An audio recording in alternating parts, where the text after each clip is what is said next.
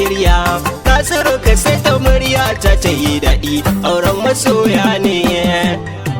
A gaishe ki amarya, a gaishe ki uwani, auren fa an daura Musa ya zamo angon uwani. Komai da rabu nake farawa kafin na yau aiki Amarya, shine yake yin yadda ya so jalla babu mamaki. amarya, Allah ka kara salati gun su rasul da hama aiki sunnarsa muke koyi aure a yanzu ake yi bikin ku ake yi Fatimi wa manzan mu habibi mu dai masoya ne. a gaishe ki amarya, a gaishe ki uwani, auren fa an daura Musa ya zamo angon uwani. Shawara zan baki amarya ki buɗe kunnanki ladabi biyayya kin ji amarya ki yi wa angonki tunda yanzu Musa ya zama naki ki rike kambinki ki sha zama naki kin ji cikin ɗaki shi ya biya sadakinki ni Faisal nake waƙar ku wani auren na Musa ne. A gaishe ki amarya, a gaishe ki uwani, auren fa an daura Musa ya zamo uwani. Auren ko an ɗaura ne, Auren fa an daura ne, auren na soyayya ne, auren na soyayya ne. dangi kuna murna ne, Bikin muna murna ne, har kawa yana murna ne, yana murna ne, da abokana murna ne. abokana murna ne. Sannu Musa, sannu Musa, sannu Musa.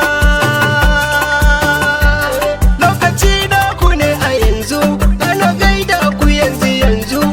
Amarya fito a yanzu, Faisal ni nake kiran ku. In kun shige kar da mu ji kanku, kwakwa fushi na ji kudurinku. Ku rike kun ji sirrikanku, ba na san a ji sirrikanku. Aure na soyayya auren na manya ne. Sannu uwani, sannu uwani, sannu uwani. Sai ki fa angon ki ji daɗi aure na soyayya. Amarya, a gaishe ki uwani, auren fa an daura Musa ya zamo angon uwani. Hey! Ayya!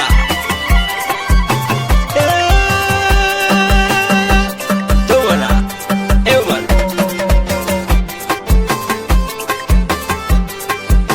To, ayya, ayya, ayya.